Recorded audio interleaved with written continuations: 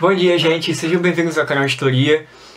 Diante desse canal a gente vai estar abordando diversos temas onde entra uma história.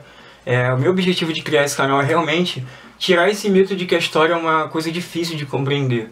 A gente às vezes encontra em certos alunos uns relatos onde eles dizem que a história, eles não conseguem compreender a história por causa dos nomes difíceis, porque o professor usa termos que eles não conseguem entender direito, ou que a história é maçante, e etc. Então eu vou estar tentando aqui fazer com que a história se torne algo simples, sabe? Realmente a história significa o que seu próprio nome diz. É um conto, sabe? Do que a gente vive hoje. E a importância de estudar a história é a gente saber o que os acontecimentos do passado influenciam na nossa vida hoje. Então, assim, eu vou estar tentando fazer esses recortes. E, assim, para começar o vídeo e para realmente dar esse pontapé inicial no canal, eu quis abordar as primeiras civilizações e alguns recortes sobre as primeiras sociedades que viveram aqui no mundo, né? Então, vamos lá. A gente pode citar a Mesopotâmia como o berço da civilização mundial, né? Então, assim, a Mesopotâmia significa terra entre rios. Então a gente pode perceber que antigamente, como importância principal para o processo de colonização e de formação da sociedade, era necessário a presença de rios, porque os rios davam a base necessária para a agricultura e para qualquer característica onde o ser humano conseguisse desenvolver coisas que fariam ele sobreviver. Então, assim, diante dessa história, a gente pode citar rios importantes porque para a civilização. A gente cita realmente a Mesopotâmia como o berço da civilização, porque tem os rios Tigre e Eufrates e tudo mais. Mas, assim, na território da China havia o Rio Amarelo, na Índia havia o Rio Indo, no Egito havia o Rio Nilo também, né? A gente pode citar realmente os rios foram as bases importantes para esse processo realmente tomar corpo, né? Então, seguindo, pode entender que as civilizações se formaram quando o homem realmente parou de andar. O homem, tipo assim, parou e teve a consciência de que ele poderia viver à base da agricultura. Que a agricultura não era uma coisa descoberta na época, tá, gente? Só, assim, pincelando. A agricultura foi meio que descoberta nessa época. Por quê?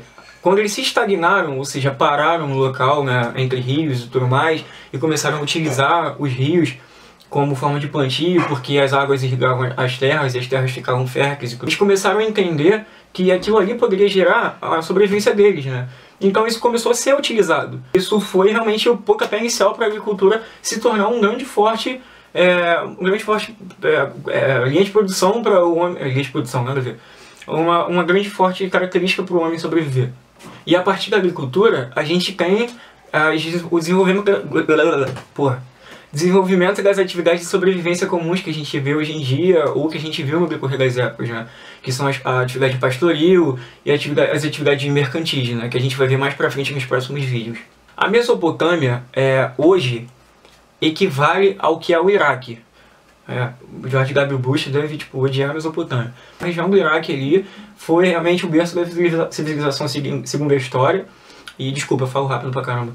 E segundo a história foi realmente o berço da civilização e tecnicamente tudo começou ali. Diante desse processo, existiram vários povos importantes para essa formação da sociedade. A gente pode destacar os assírios, os sumérios, os caldeus, os babilônios e etc. Né, mais pra frente.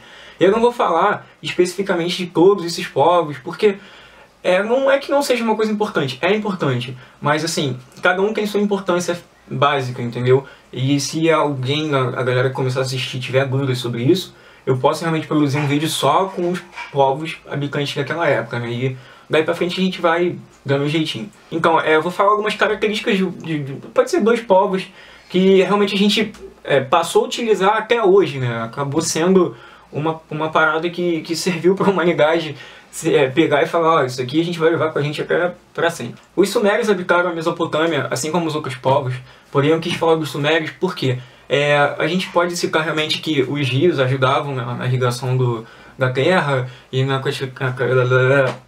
característica de plantio, de agricultura e etc. Então os sumérios foram exatamente importantes porque com eles houve a construção dos canais de irrigação. O que foram os canais de irrigação? Eu não sei se vocês... Eu não sei qual exemplo eu uso. Imagina que tem um rio e esse rio olha, um rio, e imagina que tem um rio, e eu precisava que a água desse rio chegasse até outro ponto onde é realmente seco na minha civilização. Então o que os sumérios foram importantes? Eles construíram canais, ou seja, cavaram terra, onde abrisse passagem para o rio, para fazer desvio para o rio, né? Conseguir chegar nessas terras secas e transformar elas em terras férteis. Assim, meio que a área de produção deles começou a se expandir de uma forma muito boa, onde houve realmente essa expansão, né, da agricultura, e eles puderam começar a produzir em outros locais, etc. Os sumérios realmente sofreram bastante, porque o período onde eles habitaram a Mesopotâmia foi um período de bastante cheia dos rios Tigre e Eufrates. Então, assim, eles realmente sofriam, né, com as cheias, e eu não sei como isso influenciava realmente na característica de civilização, mas a gente sabe como é que é sinistro quando um rio enche, e a gente pode realmente ter noção, né, ainda mais o Tigre e Eufrates. E assim, por outro lado, isso acabou se tornando bom, porque quando o rio enche realmente, ele acaba por irrigar mais terra, né? Porque ele molha a maior quantidade de terra, e quando seca a terra acaba ficando fértil, né? Então isso foi tecnicamente uma ideia que os sumérios pegaram e falaram: pô, se a gente fizer uns canais de irrigação, vai ser tecnicamente o que a cheia faz, porque a gente vai construir uns locaizinhos e vai conseguir alimentar aquela parte que está seca, etc. Assim como as cheias fazem, como acontece. Os sumérios também foram super importantes porque com eles veio a primeira escrita que a gente conhece até hoje, né? Que se chama escrita cuneiforme. Realmente utilizada para transações comerciais e coisas desse tipo. A escrita cuneiforme foi tão importante porque a gente pode citar que ela foi usada por outras civilizações posteriormente, né? Os assírios, os caldeus, os hebreus usaram essa escrita. Então nada mais do que a gente tem hoje é uma atualização do que os sumérios fizeram antigamente, né? Então, assim, a gente vê que a escrita realmente foi muito importante nessa decorrida. Também na sociedade suméria tiveram a formação das primeiras 3 cidades que a gente tem noção de existência, né? Se chamavam Ur, Uruk e Nippur. Então essas cidades foram as primeiras formações que a gente tem desse conceito realmente de cidade. O segundo povo que eu queria realmente citar foram os babilônios, né? Que tiveram coisas importantes a definir na história. E a gente pode citar que os babilônios realmente eles se estabeleceram no norte, né, de onde era essa região, e aos poucos eles foram conquistando esse território e se achegando um pouquinho mais.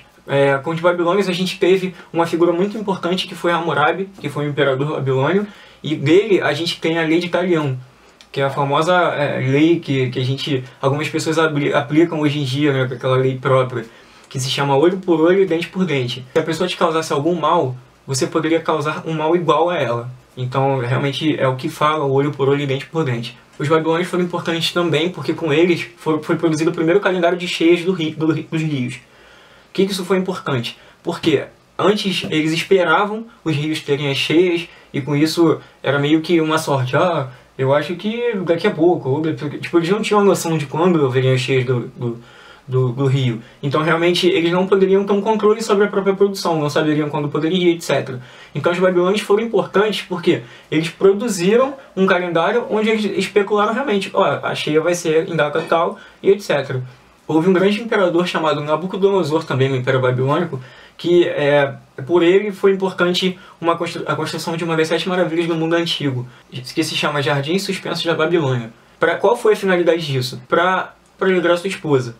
E assim, ele construiu os jardins realmente em prol de sua esposa, né? Dizem que ele queria que a Babilônia era conhecida como uma cidade onde parecia que os jardins flutuavam. Então ficou bem conhecido esses jardins suspensos por conta disso. Sobre a Torre de Babel também, dizem um mito de que a Torre de Babel foi responsável pelas línguas que a gente fala hoje em dia. Por quê? Porque ao construir a torre, falaram que os deuses derrubaram a torre porque não queria que o homem estivesse fazendo uma construção simplesmente para chegar perto dos deuses. E ao derrubar essa torre, os homens caíram cada um em um canto do mundo. Isso fez com que cada um tivesse atordoado e aprendesse uma linguagem diferente. Então isso fez com que hoje a gente tivesse essa diversidade de idiomas que a gente tem hoje, né? Então, gente, fazendo um recorte do que eu falei por completo, a gente pode caracterizar como uma estrutura social da época que haviam governantes, sacerdotes, militares e comerciantes, né? Aquela estrutura social básica que tem em quase todas as civilizações. Os dominados foram realmente camponeses, artesãos e escravos de guerra. Uma coisa que eu gosto realmente de citar nesse assunto é uma desconstrução de que é hoje em dia.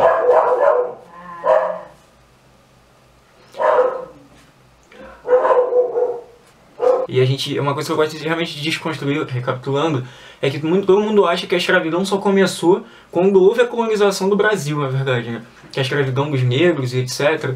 Nessa época, a escravidão já era praticada.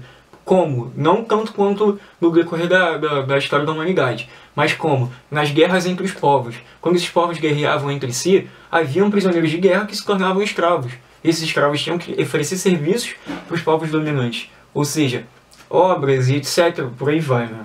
Os reis dos impérios, ou os imperadores, etc, eram realmente os representantes de Deus. A gente não pode assemelhar isso ao que a gente tem no Egito, por exemplo, que o faraó é como se fosse a encarnação de Horus. Não.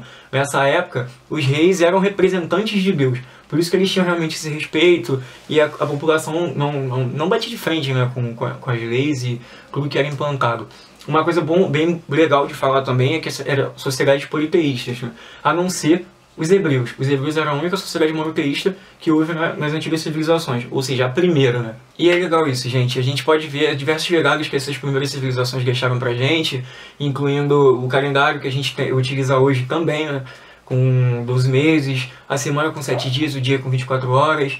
E isso foram todos legados deixados para nós dessa primeira sociedade que viveram no mundo que a gente conhece hoje. Então, muito obrigado. E vai sair um vídeo toda semana, eu espero que tudo dê certo daqui pra frente. E valeu, minha gente. Estamos aí.